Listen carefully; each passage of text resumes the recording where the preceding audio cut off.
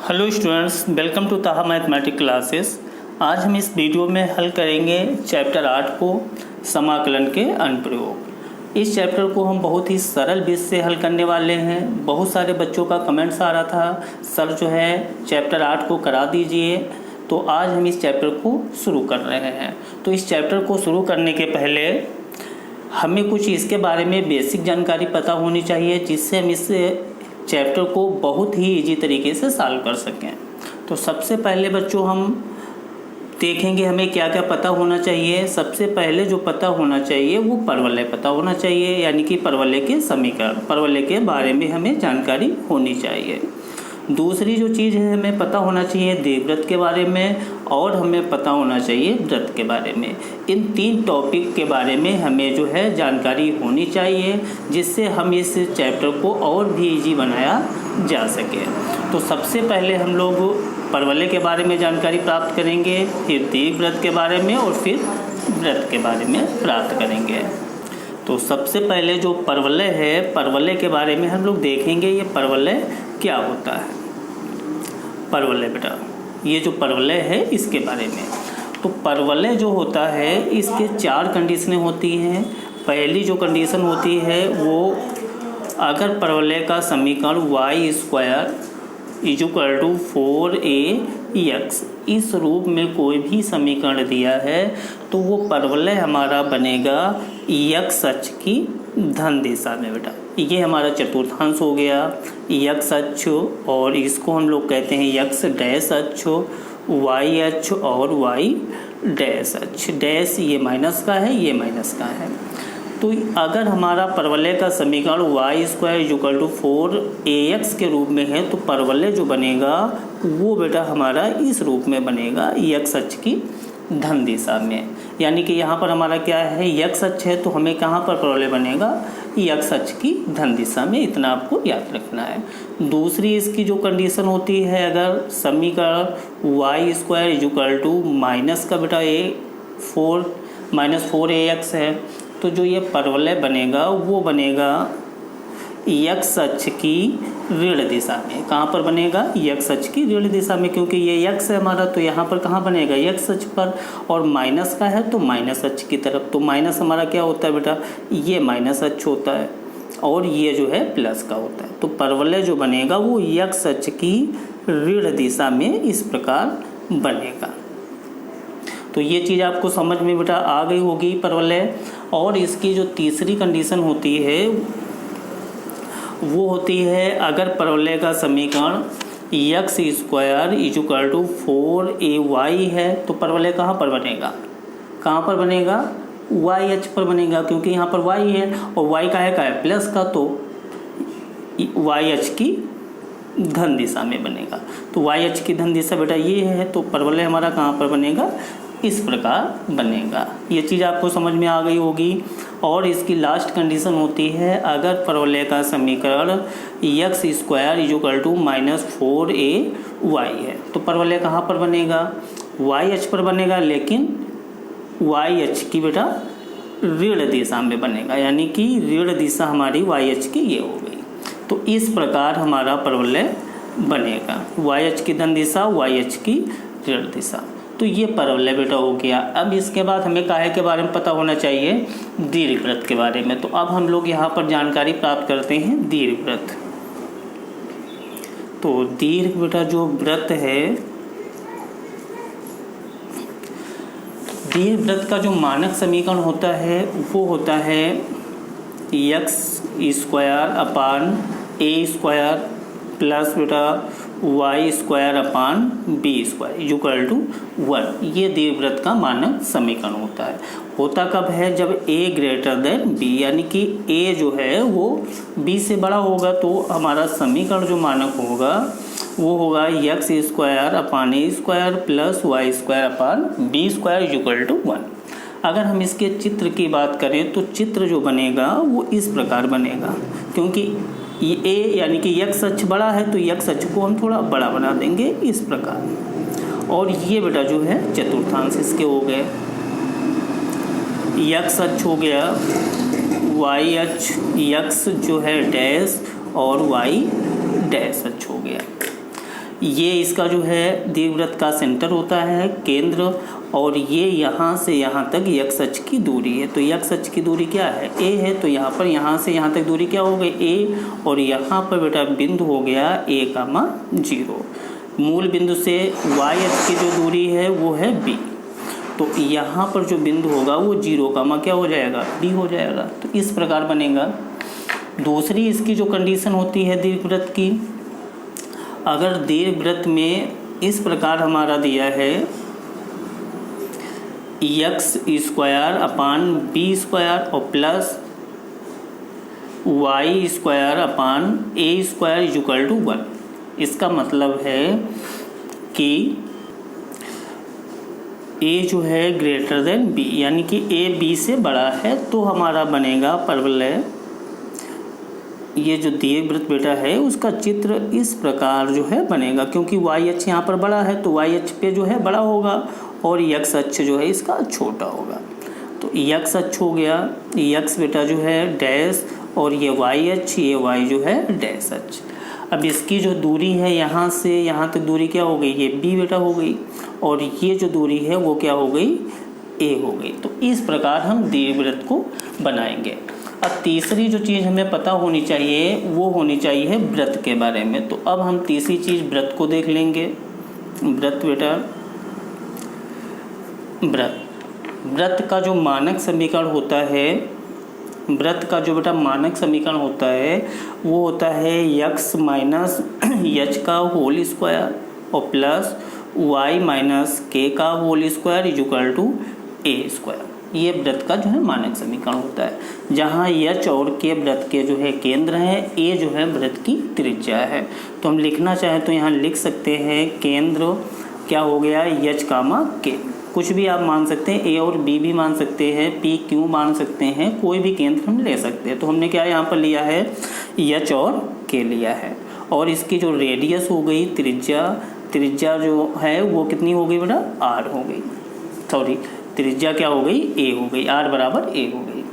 अब इसकी दूसरी जो कंडीशन होती है, अगर वृत्त का समीकरण इस प्रकार है x² plus y² equal to a², तो इस वृत्त का समीकरण जो केंद्र होगा उसका केंद्र होगा बेटा 0,0, क्योंकि हम इसको जो है अगर h के रूप में लिखें तो ऐसा लिख सकते हैं x माइनस 0 का होल वर्ग और प्लस y माइनस 0 का होल वर्ग बराबर a²। तो इसका कि h क्या हो गया, 0 हो गया, और k क्या हो गया बेटा, अगर इसकी तुलना कराएं तो क्या हो गया, 0 हो गया। तो इसलिए इसका केंद्र क्या हो गया, 0,0 हो गया, और त्रिज्या क्या होगी, r बराबर a होगी। तो आप याद रखिए, जब भी x² प्लस y² बराबर a² के रूप में कोई होगा वृत्त का समीकरण, तो उसका जो केंद्र होगा वो 0,0 होगा। तो इस प्रकार जो है इस चीज़ों को जो है सीख लिया। अब जो इसके बाहर से कोई भी ऐसी चीज़ प्राप्त यूज नहीं होगी एक्सरसाइज में, अब हम लोग हल करेंगे एक्सरसाइज को। एक्सरसाइज जो है 8.1 का पहला क्वेश्चन। एक्सरसाइज 8.1 का बेटा पहला क्वेश्चन इसने दिया है, कह रहा है वक्र y² बराबर x, रेखा x बराबर 1, x बराबर 4 एवं x अक्ष से घिरे क्षेत्र का प्रथम पाद में क्षेत्रफल ज्ञात कीजिए। मतलब प्रथम चतुर्थांश में क्षेत्रफल ज्ञात कर रहा है। तो इसको हम बहुत ही सरल विधि से हल करने वाले हैं। सबसे पहला बेटा आपका काम है, एक आप चतुर्थांश बनाएं। सबसे पहले आपको क्या बनाना है, एक चतुर्थांश। तो हम एक सबसे पहले चतुर्थांश बना लेंगे। सबसे पहले जो है आप एक चतुर्थांश बनाएंगे, चाहे जो आपका क्वेश्चन हो, कुछ भी करना नहीं है, केवल एक चतुर्थांश बेटा ड्रा करना है। तो हमने एक क्या बना लिया, चतुर्थांश। ये इसका x अक्ष हो गया, x जो है बेटा डैश, y अक्ष हो गया और y डैश अक्ष हो गया। ये इसका जो है मूल बिंदु हो गया 0,0। अब इसके बाद आपको क्या करना है, यहाँ पर जो वक्र है वो देखेंगे। जैसे यहाँ पर वक्र दिया है y² इक्वल टू x, तो आप ये देखिए बेटा, ये जो वक्र है वो काहे का हमारा समीकरण के रूप में है, परवलय के समीकरण के रूप में। और परवलय का जो समीकरण होता है y² इक्वल टू 4ax, उस रूप में ये समीकरण दे रखा है। तो हमें पता है जब Y square equal to 4ax होता है तो परवलय हमारा कैसा बनता है, यक्स अक्ष की धन दिशा में इस प्रकार बनता है। तो परवलय ये हमारा वक्र जो है वो कैसा बनेगा, यक्स अक्ष की बेटा धन दिशा में। तो सबसे पहले यक्स अक्ष की धन दिशा में हमने परवलय बना लिया। इतना आपको समझ में आ गया होगा। इसके बाद आपकी रेखा दिया है यक्स बराबर 1, तो यक्स बराबर जब रेखा दिया है 1 तो ये वाई अक्ष के क्या होगी, समांतर होगी। तो आपको बिंदु यहाँ पर दर्शा लेना है कितने, 4 तक, क्योंकि यहाँ 1 से 4 तक दिया, 1 2 3 और 4। तो यहाँ पर रेखा आपको ड्रा कर देना है। एक रेखा है यक्स बराबर 1, तो एक रेखा आपको इस प्रकार खींचना है वाई अक्ष के समांतर, ऐसे खींच दिया। दूसरी है यक्स बराबर 4, तो ये भी वाई अक्ष के समांतर 4 बिंदु से होती हुई एक रेखा हमने खींच दिया इस प्रकार। अब क्वेश्चन में इसने क्या कहा, यक्स अक्ष से घिरे क्षेत्रफल, तो यक्स अक्ष क्या हो गया, ये हो गया, और इससे जो घिरा हुआ क्षेत्रफल है वो निकालना है। कौन से चतुर्थांश में, प्रथम। तो प्रथम जो चतुर्थांश है वो बेटा हमारा ये प्रथम चतुर्थांश हुआ जाके, तो इस चतुर्थांश का मतलब ये वाली एरिया हमें निकालना है, ये एरिया। अगर ये बेटा चतुर्थांश की बात ना करता तो हम लोग क्या करते हैं, क्षेत्रफल कौन सा निकालते हैं, ये पूरा निकालते हैं, टोटल निकालते हैं। तो अब इसने क्या कहा है, प्रथम चतुर्थांश की बात किया, इसलिए प्रथम चतुर्थांश में क्या आ रहा है, यही आ रहा।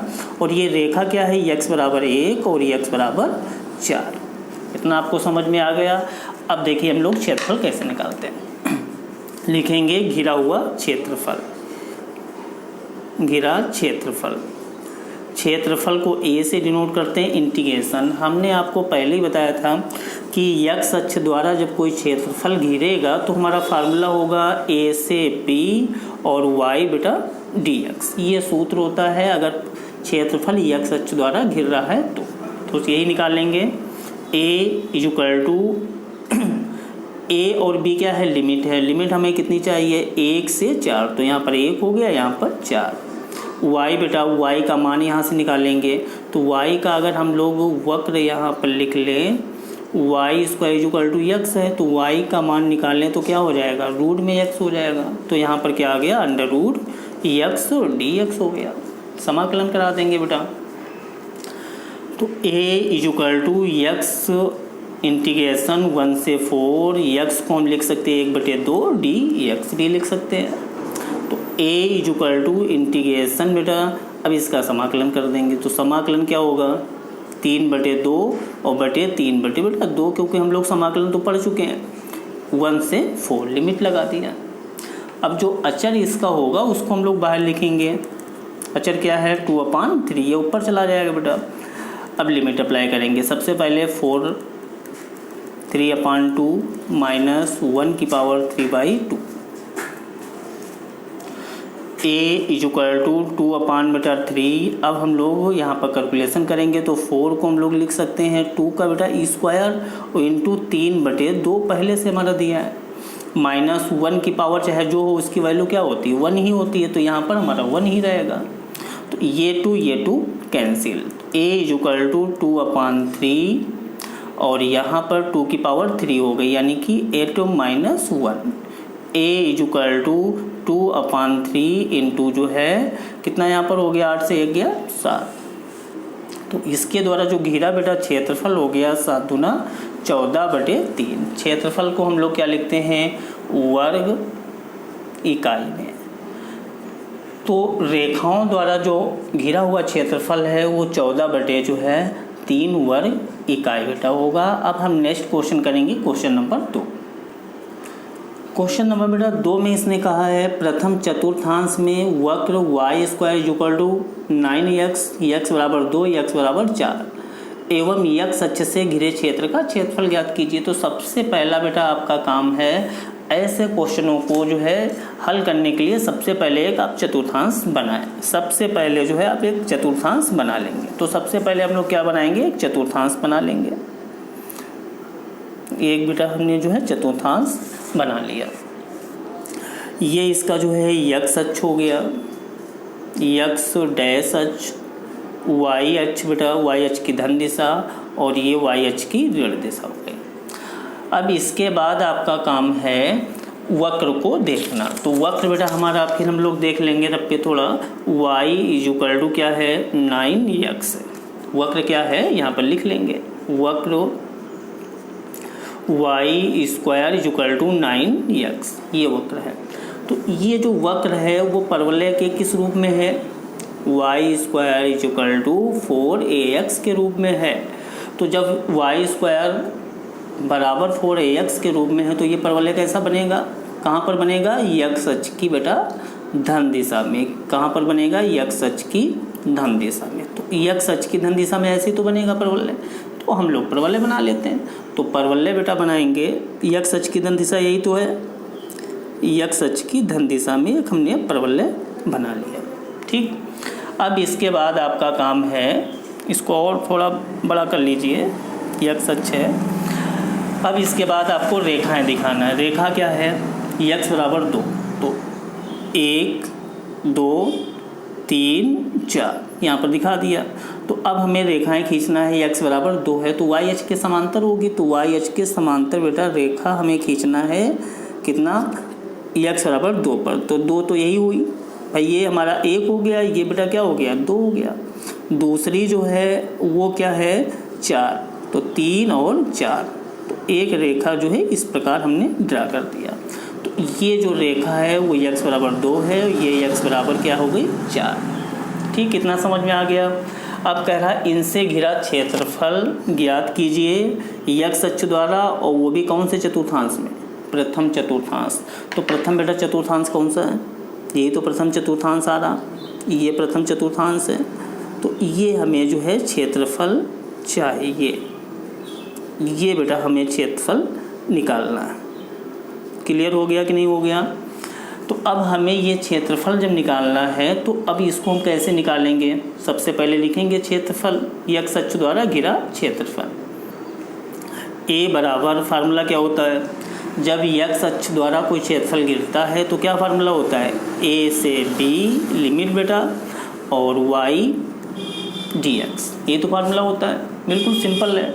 a इक्वल टू ए बेटा यहाँ पर क्या है, कहाँ से कहाँ तक चाहिए आपको, यहाँ से यहाँ तक। तो x बराबर यहाँ पर कितना है 2 रख लीजिए।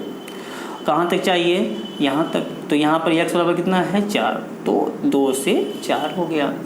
y बेटा चाहिए तो y का यहाँ पर हम लोग मान निकाल लेंगे। तो y का जब मान निकालेंगे तो ये 9x का में आ गया, रूट में आ गया। तो y इक्वल टू ये 9 बाहर हो गया, तो 3 अंडर रूट क्या आ गया x। तो y का मान यहाँ पुट कर दीजिए, 3 अंडर रूट बेटा x dx हो गया। आई होप आपको समझ में आ रहा होगा। इसके बाद बेटा जो कांस्टेंट है उसको बाहर ले लीजिए, 3 को हमने बाहर ले लिया तो 2 से 4 अंडर रूट x dx हो गया। अब इसका हम लोग इंटीग्रेशन करा देते हैं 3। अब हम डायरेक्ट यहाँ पर समाकलन करेंगे तो अंडर रूट का समाकलन जो होता है वो क्या होता है 3/2, x की पावर 3/2, लिमिट 2 से 4 हो गई। तो a इक्वल टू ये बेटा ऊपर आ जाएगा तो 6 अपान कितना हो गया 3 हो गया। अब यहाँ पर क्या बचा, x की पावर 3/2 लिमिट 2 से 4। लिमिट कैसे अप्लाई करेंगे वो देखिए, ये कैंसिल हो गया तो यहाँ पर कितना बचा 2। लिमिट अप्लाई करेंगे तो सबसे पहले 4 की पावर 3/2 माइनस 2 की पावर 3/2। लिमिट अप्लाई करेंगे 2, अब ये 4 दिया तो 4 को बेटा हम लोग क्या लिख सकते हैं 2 की पावर 2 और इंटू 3/2 तो पहले से दिया है, गिवन है, माइनस ये 2 है पावर, इसको काटने के लिए हम 2 को लिख सकते हैं अंडर रूट 2 का स्क्वायर, क्योंकि गुणा करेंगे फिर वही हो जाएगा 3/2।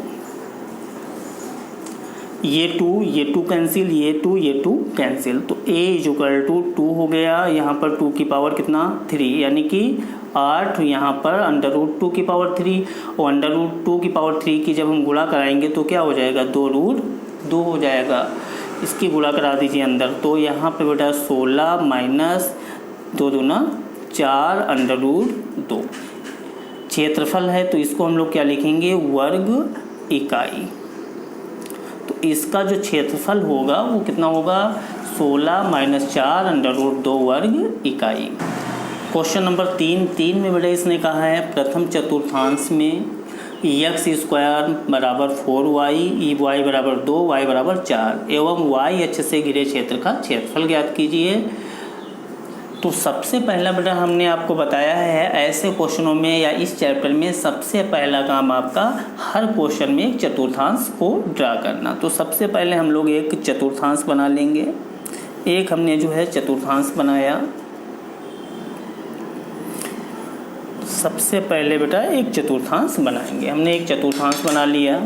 ये y अक्ष हो गया, y अक्ष की धन दिशा, x अक्ष की धन दिशा और x अक्ष की ऋण दिशा, y अक्ष की ऋण दिशा हो गई। अब इसके बाद आपको क्या करना है, एक आपके पास वक्र दिया है, वक्र लिख लें। तो सबसे पहले यहाँ पर हमने लिखा इसका हल। हल में क्या दिया है, एक वक्र दिया, वक्र लिख लिया x square is equal to 4y।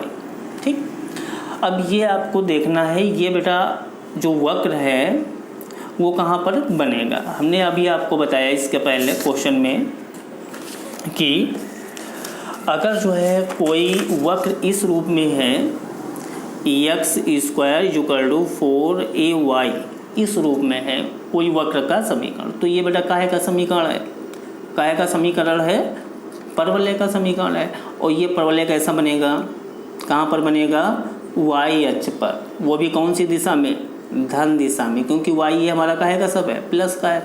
तो ये परवलय हमारा कहाँ बनेगा, y अक्ष की धन दिशा में, ऐसे बनेगा। बना लीजिए आप। सबसे पहले हमने एक परवलय बनाया।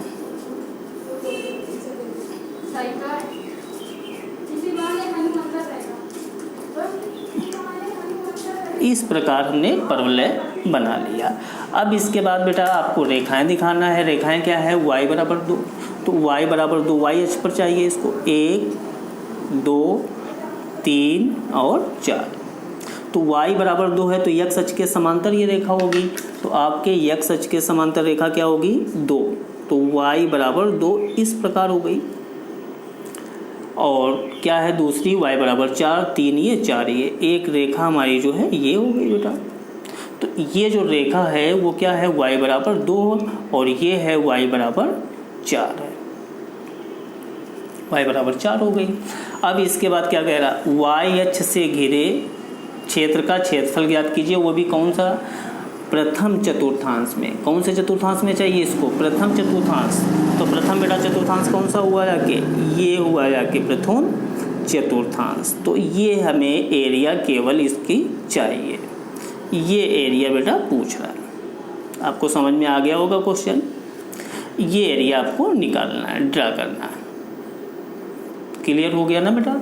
अब हम लोग देखो इसको कैसे निकालेंगे, ये देखिए किसके द्वारा घिरा है, y अक्ष द्वारा। तो सबसे पहले आप क्या निकालेंगे, फार्मूला लगा देंगे, क्षेत्रफल घिरा क्षेत्रफल a से डिनोट करते हैं इंटीग्रेशन a से b। और जब y अक्ष द्वारा घिरा होता है तो फार्मूला हमारा लगता है बेटा x और dy। आप याद रखिए, जब क्षेत्रफल y अक्ष द्वारा घिरेगा तो फार्मूला ये लगेगा, और अगर x अक्ष द्वारा घिरेगा तो यहाँ पर y dx लगेगा। तो हमें पर्वत क्षेत्रफल काहे द्वारा घिर रहा है बेटा, y अक्ष द्वारा घेरा जा रहा है, तो क्षेत्रफल हमारा क्या होगा, इंटीग्रेशन a से b x dy हो गया। अब हमें x की वैल्यू चाहिए, x की वैल्यू यहाँ से निकालेंगे। तो 4 ये काहे में आ गया, रूट में, तो x इज इक्वल टू ये 4 बाहर आ गया, तो 2 ये रूट में हो गया y, वैल्यू पुट कर लेंगे। इंटीग्रेशन a कहाँ से कहाँ तक चाहिए, 2 से कितना चाहिए, 4 तक, तो यहाँ पर क्या हो गया 2, यहाँ पर 4। फिर x का मान क्या है, 2 अंडर रूट वाई डी बेटा y। आपको समझ में आ गया होगा क्वेश्चन। a बेटा इज इक्वल टू 2 कांस्टेंट है बाहर ले लिया, 2 से 4 under root y d y हो गया। समाकलन कर देंगे इसका, 2 रूट y का समाकलन जो है y की पावर 3/2 और 3/2 हो गया, 2 से 4। a इज इक्वल टू ये ऊपर आ जाएगा, तो 2 दूना 4, 4 बटे कितना हो गया 3। अब लिमिट अप्लाई करेंगे तो y की जगह पे 4 की पावर 3/2 माइनस 2 की पावर 3/2 लिमिट अप्लाई कर लिया हम लोगों ने। a is equal to 4/3 calculation इसका करेंगे तो हम 4 को क्या लिखेंगे 2 की पावर 2 और इंटू 3/2 पहले से गिवन है, माइनस इस 2 को हम लिख सकते हैं √2 की पावर 2 इंटू 3/2। ये 2 कैंसिल हो गया। a = 4/3 और यहाँ पर 2 की पावर 3 यानी कि 8 माइनस √2 की पावर 3 का मतलब 2√2 बेटा। कैलकुलेशन कर लेंगे तो a = इसकी गुणा अंदर हम कराएं तो गुणा जब कराएंगे तो यहाँ पर हो जाएगा 8 चौक 32 बेटा, माइनस 4 दूना 8 √2 और सबके अपान कितना हो गया 3। इतने जो है वर्ग इकाई, क्योंकि क्षेत्रफल को हम काहे में लिखते हैं वर्ग में लिखते हैं, मीटर सेंटीमीटर नहीं होता तो हम लोग काहे में लिखते हैं वर्ग इकाई में। तो इस प्रकार हमारा क्वेश्चन 3 सॉल्व हो गया। आई होप आपको ये वीडियो पसंद आई होगी। अगर आपको ये वीडियो पसंद आई है तो हमारे चैनल को सब्सक्राइब और वीडियो को लाइक कीजिए। Thank you.